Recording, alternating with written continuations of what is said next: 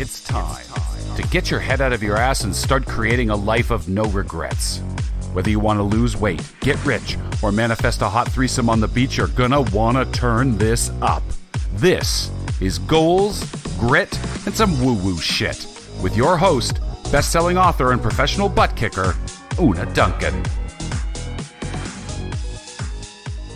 Oh my gosh, Shannon, I have been devouring your book and I have so many questions for you.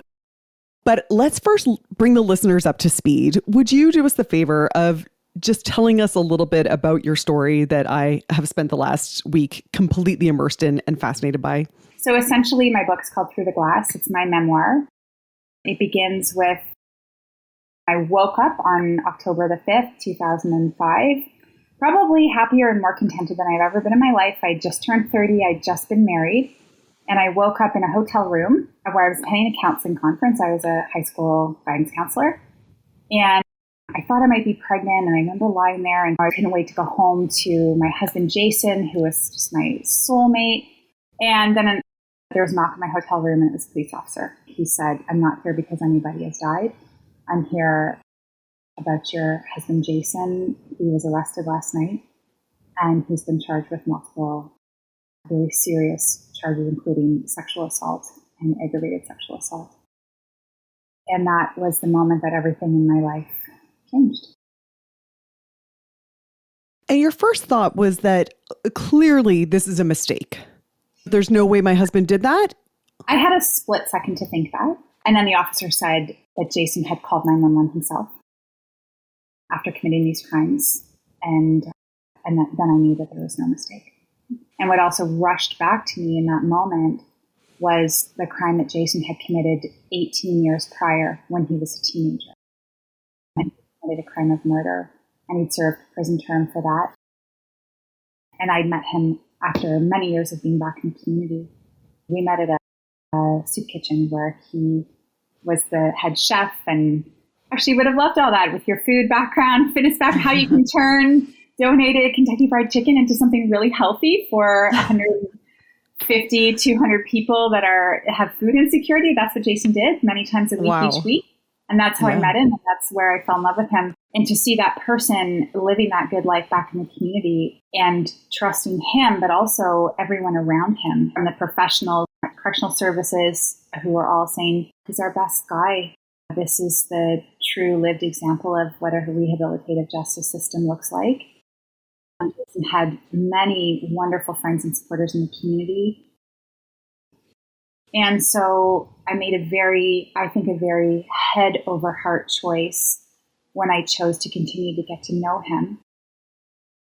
And my reward for taking all those steps to make sure that he was a safe person was a wonderful and incredible relationship. Every media report made it look as though Jason just been released from prison. I must be the pathetic loser. I don't know what all the terrible things you could call me that had helped bring him out of prison, bring him back into the community so that he could commit more crimes. And that's very often how I was treated. Yeah, but the facts were you met him in a soup kitchen. He was a model citizen. He was volunteering. He was helping. He told you right off the bat, I have this history. I have so much remorse for what I've done. I've done my time. I'm moving through the system. You spoke to his psychologist, his parole officer, and they all assured you, I think the quote in the book is, he has zero chance of being dangerous. They said that, right? I don't think they would use the word zero, but they say he's the absolute lowest risk to reoffend. And we have no concerns. Yeah. And so you talk about the process that you went through when you made this very sort of informed decision to keep dating this person. And it's a really beautiful love story that you describe. And it really makes you have so much empathy for how much was lost in that moment that the police officer came to your hotel room. But it seemed to me that after that happened, it was almost like you weren't allowed to grieve because there was this expectation that the horrible nature of Jason's crime erased everything that was good that had happened before. Was that how you felt people responded? Yeah, absolutely. But even more than about him, it was about me. Because people didn't know, not that many people knew Jason. I was much more well known in the community. That's this is how I am. And so it was really, the truth was that Jason went to solitary confinement. So he went to the inside world. That's what it's called, prison terms, inside world. And I was left on the outside to deal with all of the vitriol, blame, shame, accusations, questions that people had. And Jason actually didn't have to deal with any of that. He was in a cell alone where he was given 3 meals a day through a slot in the store. And there were times when it was so frightening to be on the outside that I wanted to trade places with him. And I thought he should have to come back out and clean up the mess that he made. Of your life. Of my life, of the lives of the victims, the community, everyone that was affected by this in this massive ripple effect of violence, including the crime scene in our home. The day of the crime scene, it assaulted, as it turned out, as I found out in stages as we went through this first horrific day and police interviews and so on, that he had assaulted 2 women who were customers in his store where he worked. And then he brought them to our home, which was very close by. It was from our home that these women very bravely tried to talk with him, tried to rehumanize him. And they were very successful in doing that and bringing him from whatever psychological state that he was in back to a place of humanity, to the point where he apologized to them. He took a phone call from me, because you remember I mentioned to listeners that I had spoken to him the night before, told him I thought I might be pregnant. I didn't know that these women were in our home, injured, fearing for their lives. And then after that, he went to a local payphone and called 911. That is another thing that was never, ever shared in the media at all. That he reported himself. That he reported and said, himself. Please save these. And furthermore, no one came, so we went back to the same payphone and called 911 again. But none of that ever made the media at all. It just doesn't sell newspapers. And so they were reporting all the horrible things that he did, and he did do horrible things. You said in their book, you couldn't believe that people would interpret your ongoing love for him as minimizing his offenses. Because that's the kind of the idea that people had. If someone does this, and it's unquestionable that he has done this, therefore, you have to stop loving them immediately. Do you think it's possible to just erase love based on behavior? Absolutely not. Our emotion is not like a tap. We don't just turn it on and turn it off. We especially don't turn it on and turn it off with the people that we're absolutely closest to. Yeah. That's a fantasy response that doesn't exist. And I think, yes, what was so angering and frustrating for me and damaging to me was how quickly people leapt to judgment of me. I think it was like a very clear line in the sand was drawn for me. It was drawn for me at the police station by a victim services counselor. I'm using air quotes if you're listening to this, who just basically said to me, when I asked about how the victims were doing, is there anything that my family or I can do for them? They were on my mind constantly. I didn't know who they were. I knew their names. They were on a search warrant in my house, but I didn't know what they looked like. I didn't know if I was running into them or seeing them in town. And so, and all my family and I wanted to do is help them. And when I asked at the police station, this person said, you need to understand. They don't want to hear it. They don't need to hear from Jason's arena. Very clearly, you're on Jason's side. And essentially, you cannot have feelings for both the victims and the offender. And then she sent me home. And this was right after my employer took my job away from me, because how could I be a good counselor when I was married to this person? Yeah, it's almost like everybody wants to just draw sides. It's like good guys and bad guys. And I think that isn't that happening more and more these days, that people are getting really siloed into different sides. That's what you found. It was like, if you visited Jason in the prison, or if you made any inquiries as to whether he might have had some trauma in his past that caused, then you were immediately on his side. That was how it was perceived, right? Yeah. And for the most part, people who are quick to judge knew very little about me or anything that was going on. My decision to go and speak to Jason in the jail was because I deserved answers. Yeah. I needed answers. How could I answer everyone else's questions when I had no idea? Why did he do it? How did he do it? What was going through his mind? What's wrong with him? I couldn't answer any of those things. And I wanted to know more than anything else. He had confessed to the police that he'd also been committing crimes of voyeurism against me and against other people by setting up a camera in the bathroom of our home. So this gave me official victim status in the justice system. But honestly, it's the least of the ways in which I was victimized. Finding out that you've been videotaped, it was extremely unpleasant. But far worse was the victimization that I endured as the wife of a sex offender, which became my title the day that police officer came to my door. And everything else was stripped away. Everything else that I was, that I built my life around it. Educator, respected professional, homeowner, newlywed, volunteer, all those things in my community, nothing seemed to matter anymore to some people. And then there are people who are capable of nuance and compassion and understanding, and thank God for them. Yeah, you had such varied experiences in the justice system, from extremely negative. You talk about how you were grilled in detail about your sex life with your husband, not knowing that you were being watched by other officers, which is so... Right, they filmed. And then specifically a female officer who started out quite nasty, and then after talking to you for a bit said you didn't meet her expectations of what his wife would be like. You mentioned there's this expectation that the wife of someone who's accused of sexual assault would be a codependent enabler, and that you really had to fight against that stereotype, and you lost your job and a lot of friends because of that. Yeah, but not everybody shut you out. You had some incredible support. So for example, your parents, and this one blew me away. You had a coworker who went to your house to remove the couch that had bloodstains and hair on it. And then you found out later he actually knew the victim. It's a strange experience for me right now. I'm getting chills as you tell me that, and remembering, I haven't thought about that moment for a long time.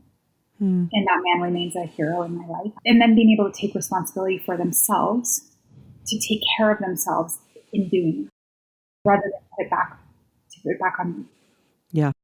These were the things that kept it just, I don't know, for lack of a better term, it saved my soul.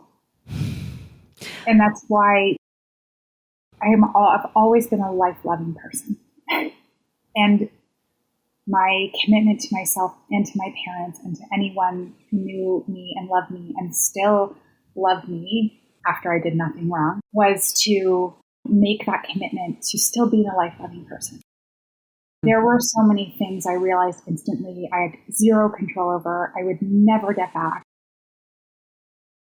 that I had to. And this is what people who endure victimization or trauma, or when our lives are, for whatever period of time, the reins of our lives are taken into someone else's hands, all we're left with is a choice about how we're going to respond to it. And I remember very distinctly being in my living room and looking out, and it was like a battlefield. It was like an earthquake had happened. And standing alone in my living room and looking at it and going, what can I still hold on to? What am I going to hold on to? And just deciding that no one or no one's actions or no violence was going to take away the most fundamental part of me, which is my optimism, my ability to love. People tend to know me for my smile. Yeah. So usually what people will say is they remember about me, and how could I allow that? How could I allow that? That wouldn't be fair to anybody. And so that is a commitment I made very early on. And one of the first ways I lived out that commitment was to wake up every single day and put on my earrings. And that's where it began. Just a small ritual that reminded you who you were. Every single day. I don't know how I'm going to get through. I don't know what tomorrow's bringing. It's gonna be more going to court. It's going to be speaking with police. It's going to be, how do I get a divorce? I'd just been married. What do I do with Jason's things? What? No one arrives at your door or you don't go to the door of a jail either and you're not given a welcome to hell kit. Yeah. I think that's a lot of what in writing my book, I decided this is the welcome to hell kit. It's the book I needed to read when this happened to me that I couldn't find anywhere. That's what we need in crisis. We need to know we're not alone. that our experience is unique, but it's not unrelatable to other people. I started just doing a lot of mental math and saying, okay, how many people are incarcerated in Canada? At the time, there were about 15,000 people federally incarcerated, but in the US, it's 2.3 million. So you go, okay, if everyone has 10 people who knew them at the time, because people who commit violent crimes were not born in test tube. Everyone is born as a human being, and nobody is one-dimensional. And so this is the reality of what we have to face and have to cope with. And I think there were people who were ready and able and willing to do that, to face that complexity alongside me. And there were people who were not ready or didn't want to, and had the luxury of being able to literally put extra locks on their door, write me and tell me about it, and then cut me and everything else out of their life so that they didn't have to face it. Oh my gosh. Given that, I love that you gave the example of you standing there and just deciding this will not kill my smile forever. This will not destroy who I am. And I'm going to start by putting on the earrings. You make another few decisions in the book that when I read them, I literally, Shannon, I had to pause and think, oh my God, this is so strong. So here's what really struck me. One, when you said that you would not see your house as a place where people were hurt.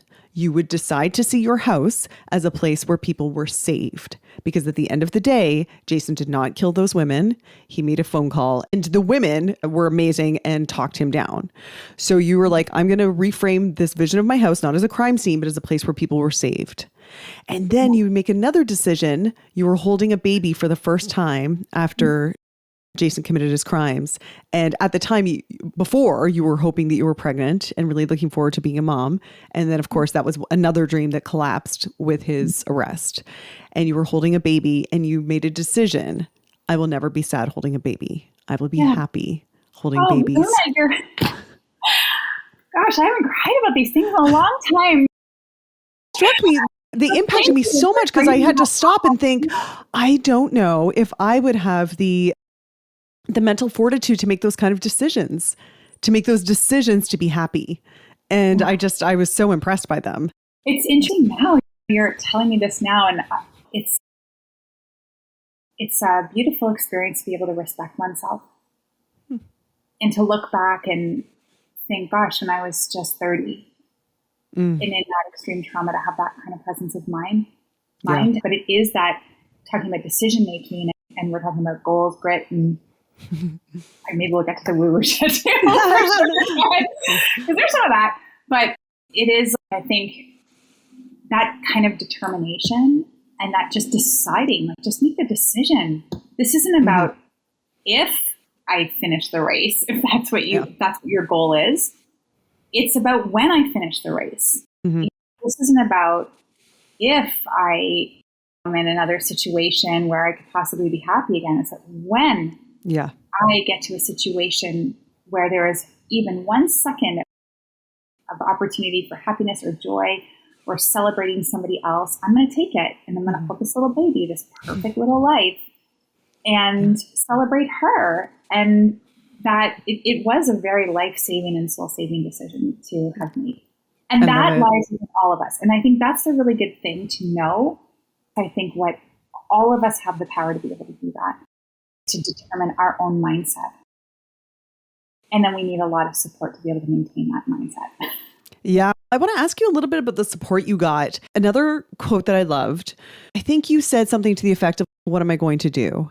And Georgina said, you were going to cry for a long time and we are going to be here. And I thought that is such a beautiful thing to say, because it gives you permission to grieve. And it doesn't try and give you some false cheer up bullshit. And I wanted to ask you, because I know that you have gone on to be an expert in trauma. And given your personal and your professional experience, do you have any tips on what to do or what to say when someone you know is experiencing something that is so unthinkably tragic? Yes. Oh my goodness. Do I? In fact, I even have a whole line of greeting cards that help you it's called Find the Words, to help you make sure you say the right thing, or don't say the wrong thing, or worse, don't say anything at all. And it's very simple. So really following along of Georgina's lines. I remember so well when she said that to me. I believe I was lying on the bathroom floor at that point. And she came and she got down next to me. She just got very close down. It's about being there with somebody. It's about being companioned on their journey. So, for example, we all find out, I know lots of listeners will have this experience. I'm sure you do too. You're going through something difficult. Somebody says something like, everything happens for a reason. I was going to ask you about that. Yeah. So, one of my cards actually says, not everything happens for a reason. And on the inside, it says, I'm here to support you in a difficult. Another one says, this is my best-selling card. And I'm saying this to you just because people can get cards and they all go to support my programs for survivors of sexual assault, sex trafficking, and trauma. But another card says, on the outside, I don't know what to say. And on the inside, it says that I can listen. And this is like one of the great gifts that we all, again, have the ability to do, is to listen to someone. You don't have to say the right thing. All you have to say is, I'm here. You can, and then be there. Yeah. Don't do that. I'm here. And then actually, when you ask me for help, I'm not really there. But that non-judgmental listening is one of the most essential tools for healing. People go to see a therapist. That's why I'm a therapist. That's why I was a counselor before this, because it is a privilege and a gift to be able to listen to someone, to be with them in some of their most painful and vulnerable moments and help them feel safe and loved and secure. And when we do that, we're empowering somebody else to have the strength to figure their own way out of whatever problem they're in. When we give advice, we're actually disempowering that person. We're thinking of what I would do or what I think I would do. But actually, we don't really know because maybe we've never really been down in that same dark hole that the person's been in. I think something that we ask people a lot is like, is there anything I can do? And usually when we're in crisis, we don't know. We don't think anyone can help us with anything. Yeah. So this is advice that I give, but is to be able to have a few things that you actually offer to somebody very specifically in a difficult time. So it's, can only imagine what you're going through. I'm great at making small size dinners in packaging that you can recycle. I like some of those brought over to you. So not I'm going to bring over a casserole. I'm going to sit and visit with you for 2 hours and take all your energy. And then I'm going to leave my casserole dish, which then you need to wash out and watch it pile up with every other casserole dish. Yeah. On your dining room table. Right.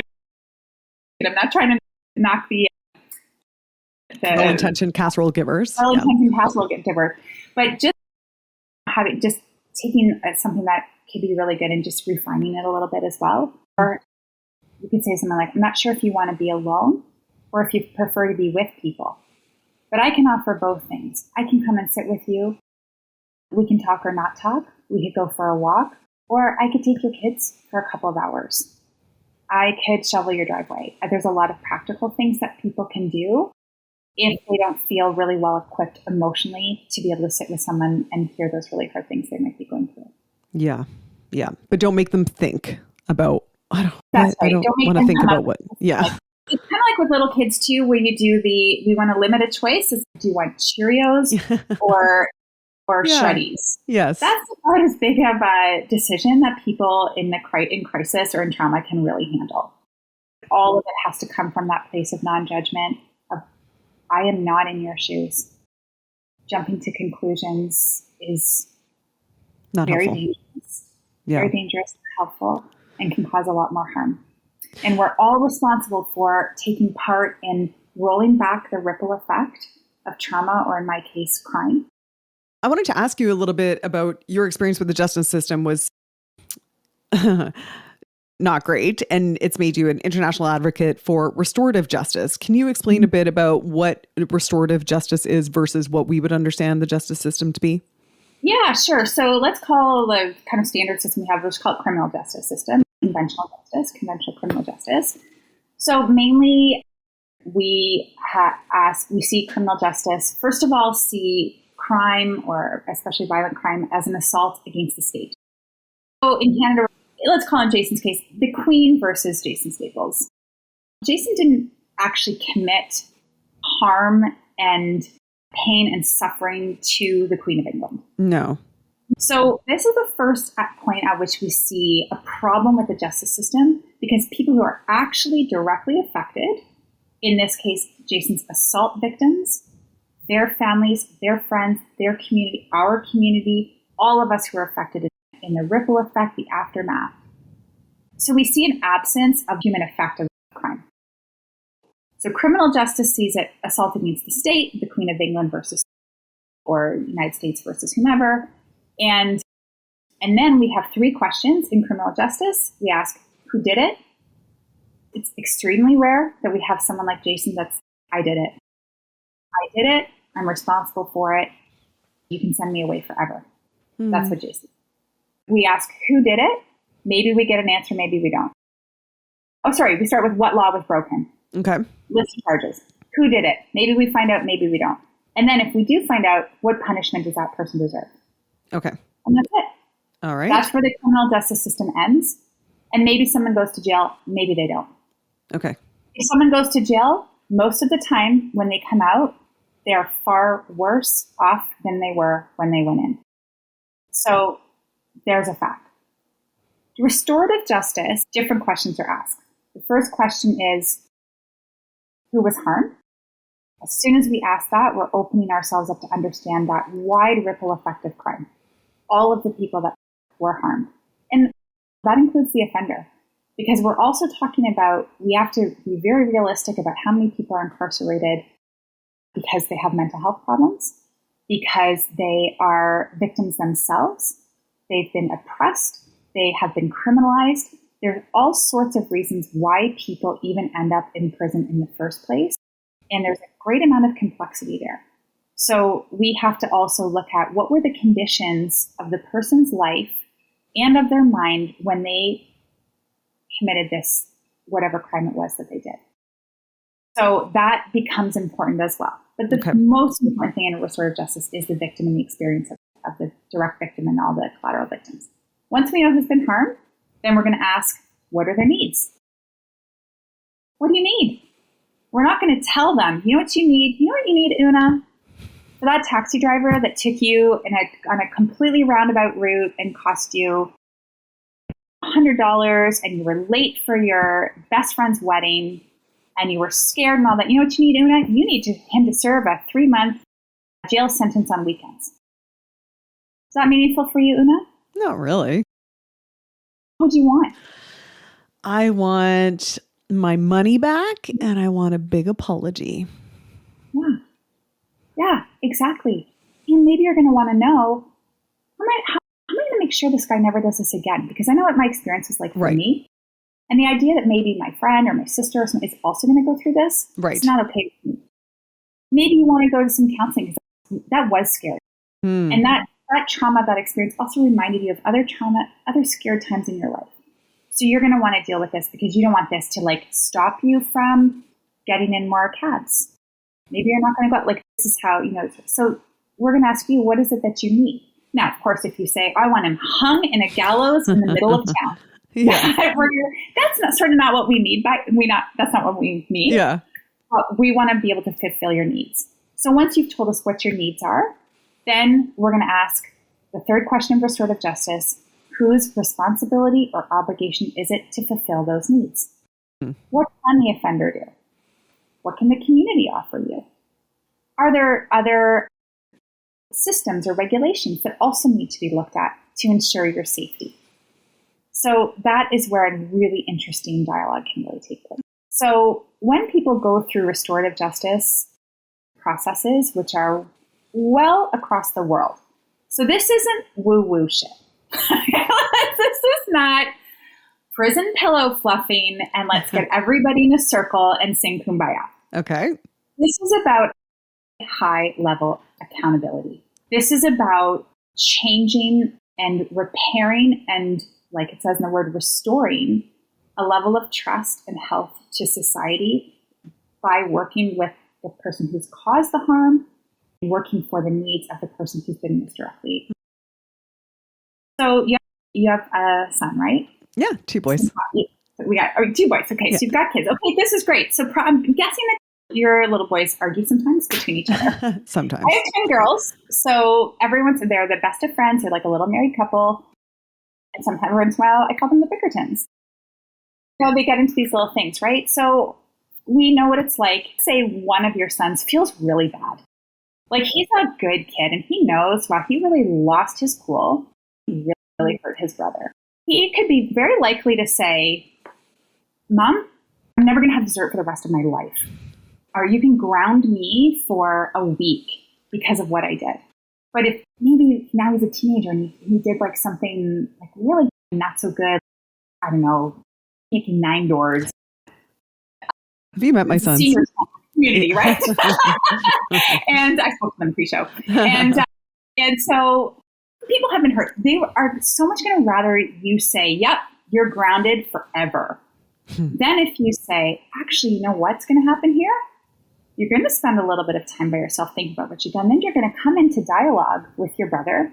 You're going to look at his hurt face and his bruise you caused on his arm, and you're going to listen to him tell you about how it made him feel when you did this. Or we're going to walk over that senior's home and we're going to talk to those people. We're going to hear how they were all woken in the night by your Nicky Nine-dooring them. And then you're going to apologize to them. And then you're going to shovel the snow off of the sidewalks there for a week. That is really at the heart of restorative justice. And it is way harder to do that than go to your room for a long time. But my daughter said to him, she's like, so, Mommy, basically jail is like a really, really long time out. It's just time. It's just meaningless time. Like, it's doing nothing for anybody. It doesn't help the healing process. It doesn't do anything for the victim. I guess it's nice to know that as long as your bad boy's son is grounded, he is safe from harming those two people at the senior's home. That's good to know. That's something that grounding or jail can do.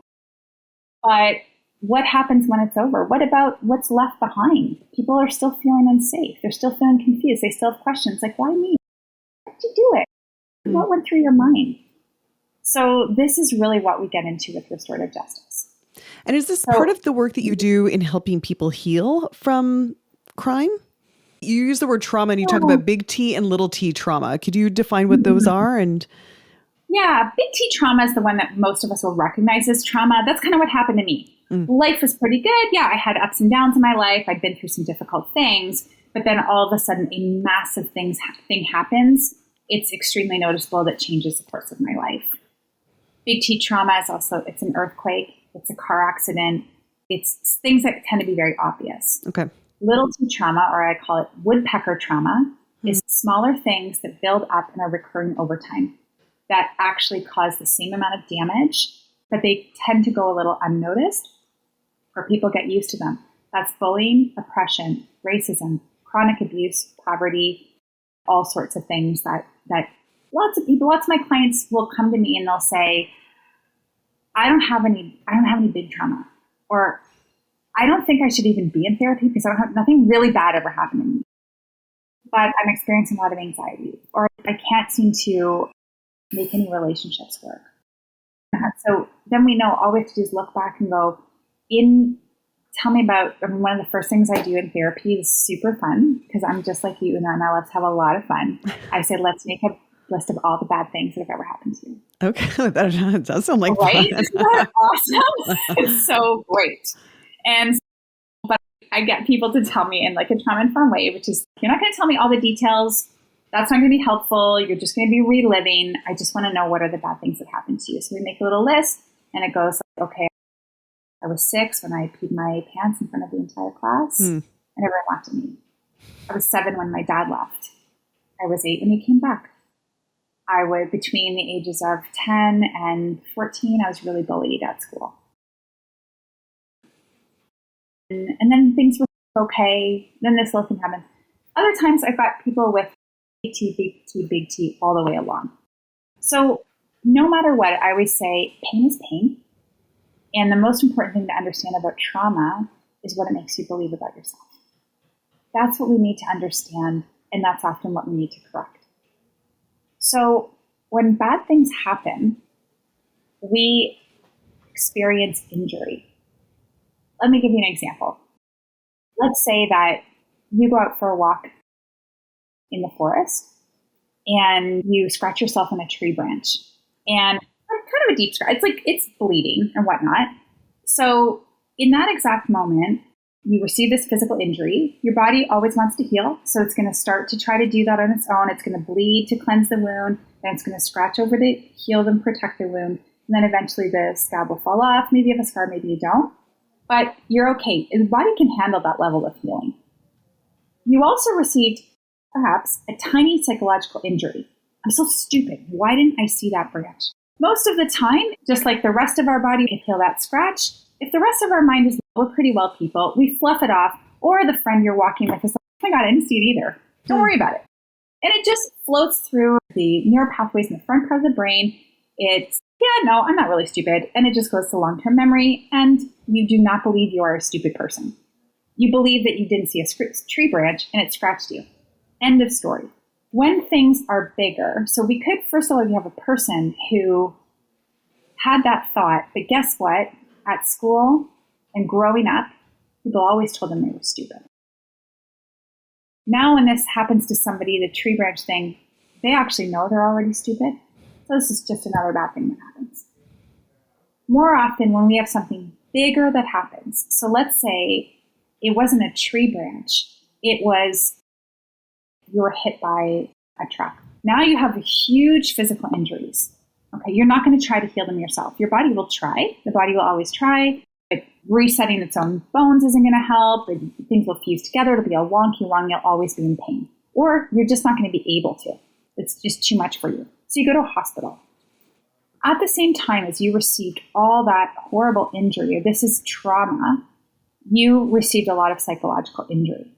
Because maybe nobody was around to help you. Maybe you thought you stepped out accidentally into traffic. There's all kinds of things that will happen in the brain that cause injury. Or even worse, if it's not an accident that causes your trauma, it's by human design. Somebody assaults you. What you're then believing in the worst moment of the assault or the incident that's happening could be any number of things. So when I work with survivors of rape and sexual assault, and we're looking at those bad things on their list, when I ask them, first of all, what was the worst moment of it? It's not always what you or I might think on the outside. It's not the most violent physical act. They'll say, it was when he turned around and smiled. Ooh. That was the worst moment. What did you believe about yourself in that moment? I believed that I was worthless. I believed that I was dirty. I believed that I deserved what he did in that moment. If we do not get that person into treatment very quickly for that injury, that is when post-traumatic stress disorder develops. So in the exact same way that we need to treat physical injuries as early as we can before they set in a weird way. All bad and set in a weird Yep. way, we need to be able to treat the injury of the mind that happened. And we need to help that person to transform that belief into something so much better. It was not my fault. I'm a good and loving person. I did not deserve this. And I can heal. And you help people transform their vision of themselves from someone who is a victim to someone who is empowered. Would you say that's the transformation that you offer? Absolutely. Yeah. And I'm a guide. Everyone comes to me. They do all the work. So my clients are always in the driver's seat, but I have the map. Even though I have the map, they can still, it's like scenic route or direct route. You can still get to it. Because letting go of victimhood and victim mentality is one of the most important components of a recovery journey. Mm-hmm. So it is very important to recognize if we have been victimized. And victim is a really yucky word. It is very uncomfortable. It stands for a lot of bad V's. I call them the bad V's of victimhood. If you're a victim, it means you're voiceless, you're violated in one way, form, or fashion. Sometimes you've been vilified, like it's your fault, and you're vulnerable. In a bad way of vulnerable. Not in the Brené Brown beautiful way of being vulnerable. It's the bad way of being vulnerable. Now, that's important to say. I was a victim. That means I did not do this. Yeah. Do we want to stay in victimhood? Do we want to stay those things? No. That is what we can and should be supported to come out of and transform those negative V's into my favorite V's of validated, vindicated, vocal, vibrant, and victorious over what happened to us. I love it.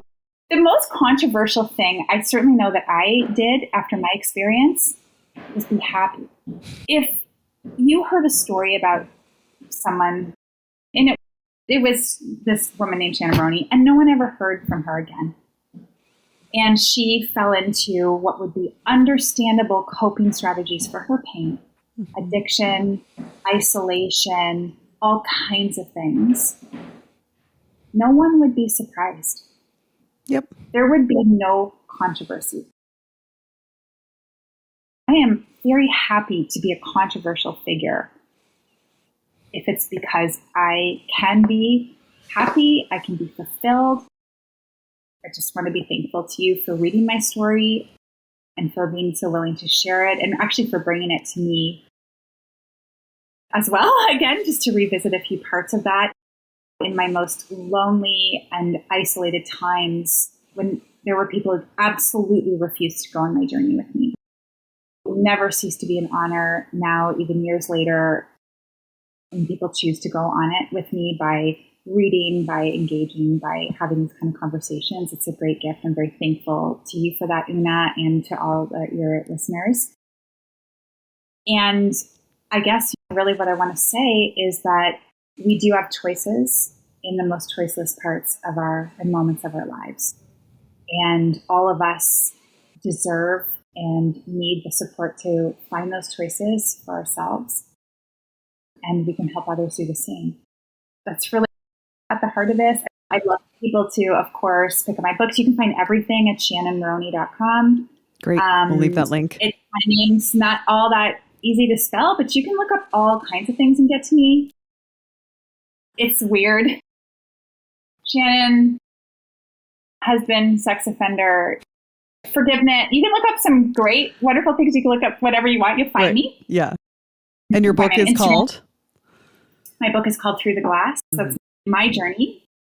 And then I wrote another book. It came out last year called, and it's for your journey. That one's called Heal for Real, a guided journal to forgiving others. I'm going to be on Dr. Phil in a couple of weeks. That's so exciting.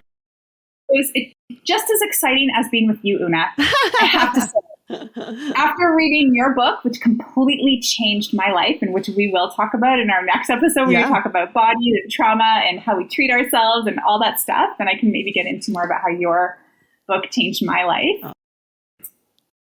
Yeah, it's just as exciting to meet you as it was to meet Dr. Phil. Well, thank you very much. The highest of compliments. Oh. Shannon, thank you. I can't tell you how much I've loved having you. I'm so excited for our next conversation. I loved your book. And thank you so much for sharing all this with such grace and vulnerability and so much thoughtfulness. I really appreciate it. Thanks very much, and I appreciate the invitation. Hey dude, thanks for listening. If you like this episode, make sure you're subscribed so you can get the next one. And by the way, if you rate and review this podcast, it really helps me get found by other people who need some goals, grit, and some woo-woo shit. And be sure to connect and DM me at Una Duncan on Instagram and let me know what you thought of the episode. Chat soon.